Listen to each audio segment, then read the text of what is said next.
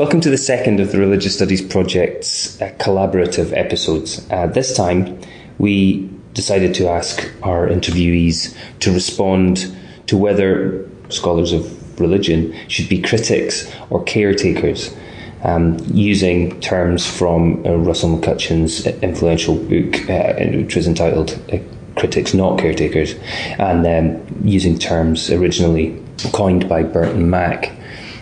Given the range of scholars who were involved, sociologists, historians, even theologians, the range of responses that we got varied quite considerably, including whether a scholar could be a critic of the behaviour of particular religious groups, or whether they should be critics of the concept and category of religion at all, and also whether being a critic or caretaker need necessarily be oppositional categories.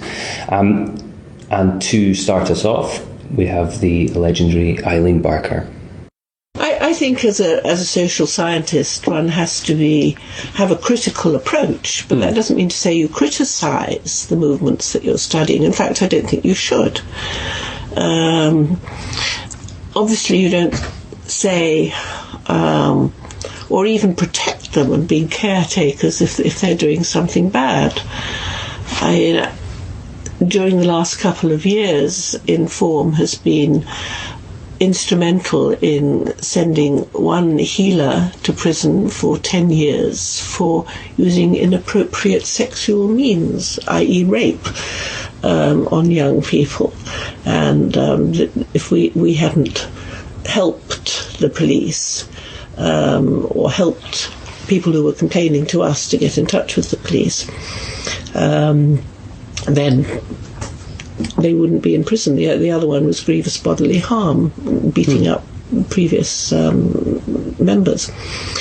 On the other hand, I think it's our duty to alert and reassure.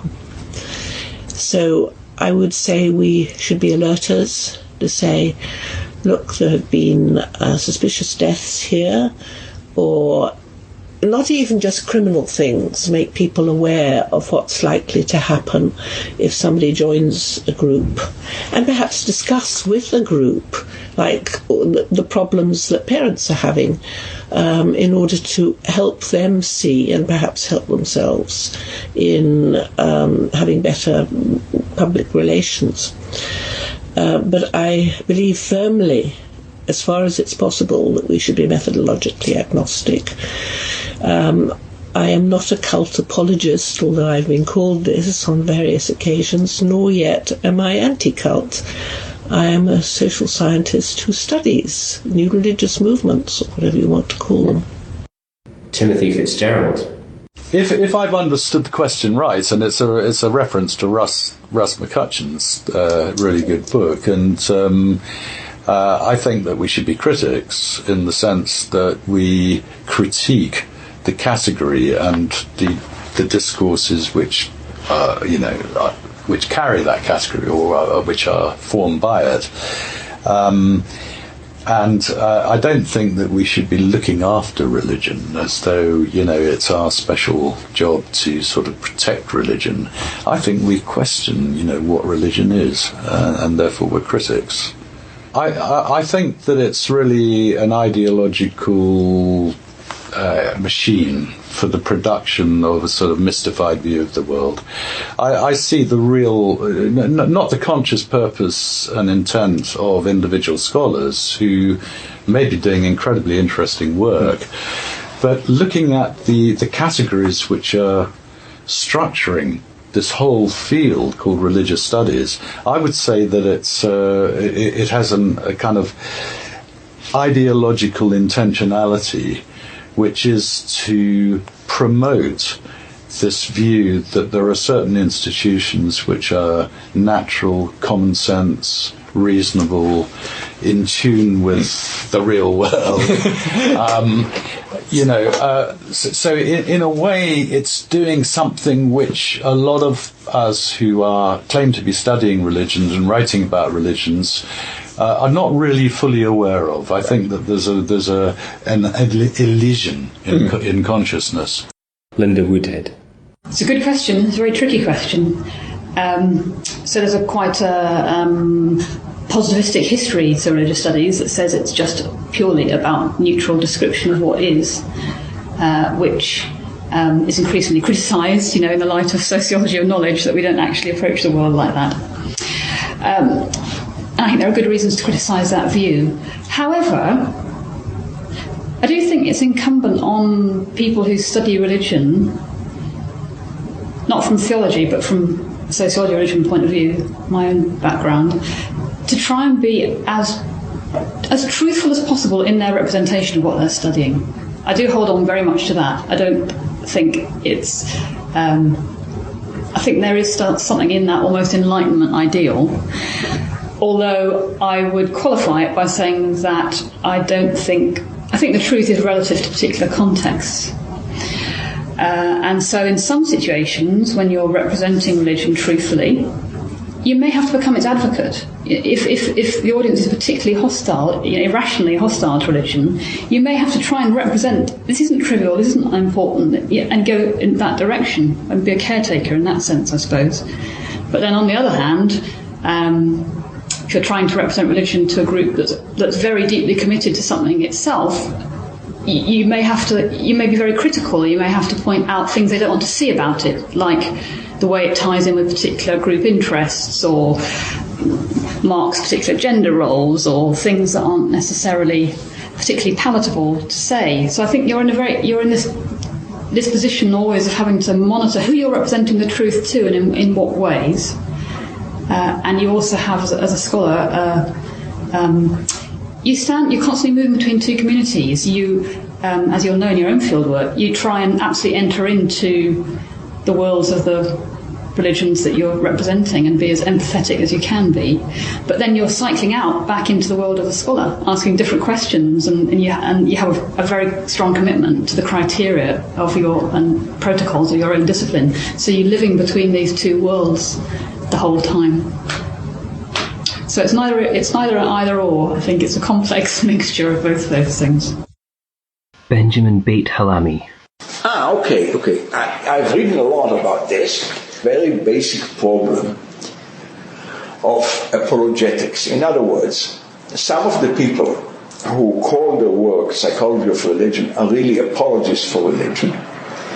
And their motivation is to make religion better and more attractive and stronger. This is not my motivation. And I think that what they are doing doesn't really help us, because they are so committed to a religious point of view that they don't have the energy to really study. So in most cases, I think that this kind of work should be ignored. And that's what I do. But at the same time, I don't think that I can be a critic of religion. In other words, I'm not going to say, religion X needs to change, and they have a list of commandments. They should change commandment number 22. I would never do that. So it's totally. So we certainly shouldn't be critics, and we shouldn't be caretakers. Grace Davey. Well, the short answer is both. But let's think of it in terms of how to be good critics rather than bad critics. Because a good critic is a caretaker. What I would like to see in the academy is religion taken seriously, not, as it were, not a reductionist approach, which is it must be really something else like ethnicity or nationalism or something. It is religion, and it's honoured as a subject, autonomous subject, and we must address it carefully. Some aspects of religion are very healthy and need encouraging. Some aspects are not, and we need to be discerning and careful and accurate. our criticism should be addressed to understanding better the situation, understanding religion in all its fullness, whether it is a creedal statement or academic debate, or whether it's lived religion or religion in relation to all sorts of other aspects of society. Take it seriously, be respectful, engage, inform. I'm much less happy about the kind of destructive or dismissive attitude to religion.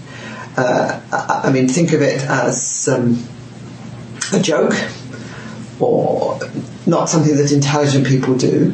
This is not helpful.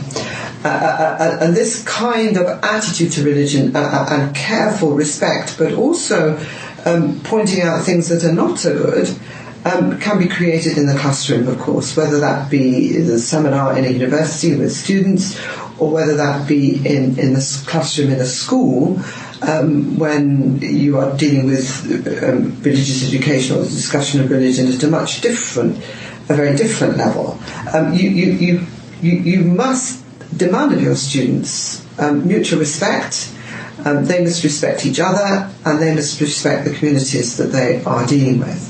And a very good way of doing this, of course, is to suggest they might engage with those communities, whether they do this as an ethnographic or anthropological study. Yeah. How are they going to present themselves, and what kind of attitude are they going to come with? And this is a very interesting learning process. Elizabeth Mickelson. I think there should be both. You can be critical of some elements of religion, and then you can be sympathetic and supportive of other elements, I think. You have to, you cannot have one attitude towards as rich phenomena as religions are. So, I mean, you have to sort out when should you be critical and when can you sympathize. Jolyon Mitchell.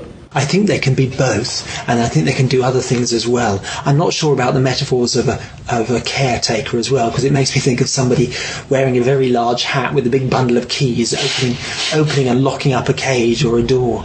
But perhaps as someone who's interested in preserving and discovering and excavating, then if it's a sort of dynamic caretaker, then I think it's an interesting metaphor to play with, because there is a sense in which these are traditions that have long, long histories, and actually it's important to both hold on to those traditions, understand those traditions, critique those traditions, and reinterpret them for the contemporary age. So if you've noticed there from my answer, I moved from the caretaker to the critique. But the critic, again, is not someone who's just sort of sitting there tapping away on their own on a laptop, but they're actually involved in a community of interpretation. It might be a community that's asking difficult, tough questions of religious traditions, and I think that's also vital, because actually there is a need for ongoing conversations between scholars and between different religious traditions, which I think can be mutually beneficial and can actually build and move towards more peaceful, more empathetic and more dynamic and creative understanding between religious traditions and within religious traditions. Lois Lee. Well, I think that question very much depends on the discipline you're coming from. I'm a sociologist and tend to work with social scientists in the main, and from that domain I would say absolutely you should be neither. There's obviously a critical strand of sociology and other social sciences, but I see the primary role of social sciences of being to understand the world better. That isn't to say there aren't applications of that knowledge, and that isn't to say that social scientists can't be involved in discussing those applications, but I think it can be problematic to do so, for one, because it makes the conduct of objective social research more complicated, unless by dealing with your own sort of more active agendas it helps you reflect on them more clearly in the conduct of your work. But I certainly don't see that I could say you have a purely critical or supportive role of religion. You might be concerned with positive or negative outcomes, and that's going to be very much case by case. So neither. Stephen Sutcliffe.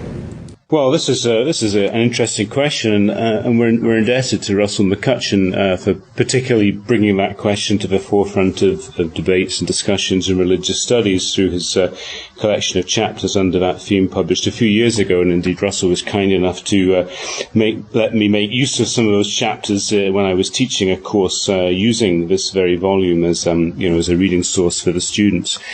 My own views on this, I think, have shifted a little bit over time. I certainly don't think that religious studies scholars should be caretakers. Religion has enough caretakers. Religious people and organisations are quite able to caretake their own affairs, represent themselves, publish accounts of themselves, raise funds for themselves, and all the kinds of things that are required to keep cultural formations, cultural traditions going. So I don't think religion really need friendly caretakering from religious studies academics. Perhaps they would caretakering from theological academics might be a different kettle of fish. But I think religious studies requires that second element in this trope to make sense at all, and that's the critical element. But I wouldn't want religious studies to be seen as a kind of an ideological critique of religion. I think it's possible to broker various theorists who might want to argue that kind of position, and these theorists would certainly be important within religious studies conversations. We might think of Marx as the obvious example, or Engels. There would be others as well. And these kind of theories should certainly be seriously considered by religious studies. But as a field as a whole, as a disciplinary formation, I think it's our job certainly to supply critical distance on the claims and the phenomena of religious practitioners, religious beliefs, religious rituals, and everything to do with this complex category religion. So we certainly need critical distance, but this is a different thing from being ideological or cultural critics, I think. And I think the very notion of having some critical distance means that there are some claims about religions that are not really within, the purview of religious studies as an academic field, either to make or really to be considering making. Religious studies, I think, should aim to account for and should aim to explain religion, and that includes, if necessary, going the whole hog and accounting for the formation and the origin of religious beliefs and practices. But one can explain and account for without being, I think, an ideological critic. And I think the future of religious studies as an academic field lies in developing a sense of the field as an academic formation that neither is for or against religion, which in another way is saying that religious studies perhaps needs to reformulate itself as a considered interpreter and explainer of religious formations. I sent an earlier draft of this episode to Russell McCutcheon, hoping that he might record a brief response to how the scholars had reacted to his terms. We were surprised and delighted to find an 8-minute response in some detail, which we've decided to include here in its entirety. We hope you enjoy it. I'm grateful to the Religious Studies Project for asking my thoughts on the various interviews they did on the notion of critics, not caretakers. It's a set of terms that I got from Burton Mack, a paper of his from 1989, actually, that he presented at Wesleyan University here in the U.S., entitled Caretakers and Critics on the Social Role of Scholars Who Study Religion. It was subsequently published, if anyone's interested in reading the published version, as I believe I've cited in my book, Critics Not Caretakers. Mack's paper was published in the Bulletin of the Council of Societies for the Study of Religion in 2001, volume 30, a periodical that since then has been reinvented at Equinox Publishers. One of the things that struck me, though I admit that I'm not sure what sort of question was asked of the people, was that only two made reference to my book. You don't need to make reference to my book, and it's not about me, of course, but it seems that several of the people really didn't know the way in which the terms are being used in Mac's work or then in my own work. Tim and Stephen obviously did, but many of the others seem to understand the notion of critic as meaning to criticize. And if by criticize it means to find fault or to suggest things ought to be better than they are, you're not being as orthodox as you ought to be, or something of that notion, well, that's just plain old silly. And it'd be good to talk about these issues when people are actually informed on the technical tools that we're using. So by critic in the book, I meant a culture critic as opposed to a caretaker, not somebody who walks around with keys on their belt, though I do understand that. A person who came around as sawdust in my grade school when somebody got sick in grade 2 or something. But no, somebody who is there to translate, to moderate, to mediate, to take care of. Doesn't seem to me to be the scholar of religion's role, as Stephen Sutcliffe made clear. There's plenty of people already doing that. But the vast majority of scholars of religion seem to do that, seem very intent on making sure that religion is taken seriously. Really an old 1950s code word for take it on face value. Of course, we never take religion seriously if it's the quote-unquote wrong sort of religion. Then we develop all kinds of categorical tools to marginalize it, to problematize it, to explain it away. The last thing we would ever do is wish to quote-unquote take seriously so-called marginal or deviant, the way that these categories are used to classify behaviors with which we as scholars or members of liberal democracies disagree. It's not difficult to find the media and scholarship filled with debates currently on what type of Islam is the proper type. Those debates are themselves the object of study for a critic, a culture critic, by which I meant, and by which I continue to mean, someone who's interested in studying the mechanisms whereby systems of dominance, marginalization, systems by which power is articulated, negotiated, to understand how those systems work, how they function, how they last over time, how what might be understood as happenstance gets portrayed as necessity, inevitability. So thus we end up talking about things like naturalization, the strategy by which something that might have been otherwise, and we could use the term history or contingency to describe that way of talking about the world, things might have been otherwise, the strategies that we use to portray that as inevitable, necessary, had to be, couldn't be otherwise, necessary in that technical sense. That's the work of the culture critic, to understand how these mechanisms work, to provide examples of how they work. As such, for such a scholar, we're not studying religion, right? That should be obvious. We're using those institutions called religion as, and here I'm just borrowing on Jonathan Smith's widely well-received work. We're just using them as EGs, as examples of instances of wider sets of processes that we're interested in, things we've seen elsewhere before in other cultural practices. So at the end of the day, such a scholar is basically a semiotician. We're interested in how signification works, how signification actually takes place. And we're not really interested in the particular meaning. We're interested in the phenomenon of meaning. Thus, hermeneutics, phenomenology, the fact that in the British scholarship these things are talked about so much still really puzzles me. That's the debates for me have moved so far beyond that, moved so far beyond religious studies versus theology debates also, which I still see in a number of the interviews that I've listened to before recording this comment. The other thing that struck me is how the spirit of Iliade, about whom I've only written a few times, actually early in my career, is still quite alive and well. We're here, it seems, to revive and reinterpret dying religious traditions. We're here to take religion seriously, according to some of the commentators. We're here to represent the best interests of religion, depending on the audience we're talking to. These were debates 50 years ago, and I'm still really kind of amazed that they're so alive and well, especially in British scholarship, which, in my understanding, is largely concerned with interreligious dialogue.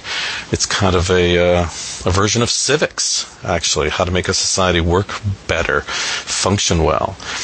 While I wouldn't say that I don't have any interest in that domain, I have retirement investments like anyone. I have views on how society ought to work. But as a scholar of religion, I think I have a particular task before me that is not necessarily the same as how I may or may not vote as a citizen. But it seems that so much scholarship on religion here in the US, in Canada, throughout Europe, presupposes that its object of study is somehow unique, pristine, pure. Nobody said the word sui generis in these interviews, but it was lurking pretty much throughout several of them, if you give a careful listen. Very much concerned how this unique object of study can somehow better groups of people, making a number of judgments about what is healthy, what is not healthy. This I find rather troubling, actually. This is the kind of ideological work that I think Stephen Cutcliffe, in an ironically different way, warned us against. This is caretaking. This is caretaking for a very particular set of contingent interests, portraying them as if they were eternal and timeless, as if we all just know what constitutes healthy and what does not. In international politics, it should be pretty obvious that there are lively and at times deadly debates about what constitutes health, wealth, etc. I'm thinking the scholar of religion can do better than that. That's what the book was written about some time ago. I think that's what Burton Mack's work is about, specifically as applied to the study of Christian origins. I think that's what Jonathan Smith's work is about, applied to a host of different EGs, but always, in my reading, modeling a very similar method. How is it that we do comparative work? What does it mean to put two things beside each other? And how do we as scholars own the curiosities that allows us to look at this and at that in just this way and just that way, shifting the burden to us from the apparently self-evidently interesting things that some of the people being interviewed seem to think they're studying. Sounds to me like couch potato scholarship, as I phrased it in Critics Not Caretakers. I think we can do far better than that. So you've just been listening to the second Religious Studies Project collaborative episode on whether scholars of religion should be critics or caretakers. David and I would just like to thank all of the scholars who were involved in this, particularly Russell McCutcheon for preparing that lengthy response and sending it all the way from Alabama. And thank you indeed for taking the time to listen to us. We mentioned last week that we'd be taking a hiatus for the rest of the summer. So we'll be back with a bang in September, but do not fret. You still will have the Religious Studies Project over the coming weeks. We'll be re-releasing some of our previous podcasts as sort of editors' hot picks with new intros and outros and things like that. And there's also another roundtable or two and other essays and things on the website that we've planned as well. So do keep checking us out, adding comments on the site, telling everyone and anyone about us, following us on Facebook and Twitter, iTunes, etc., etc. But for now, from David and I, thanks for listening.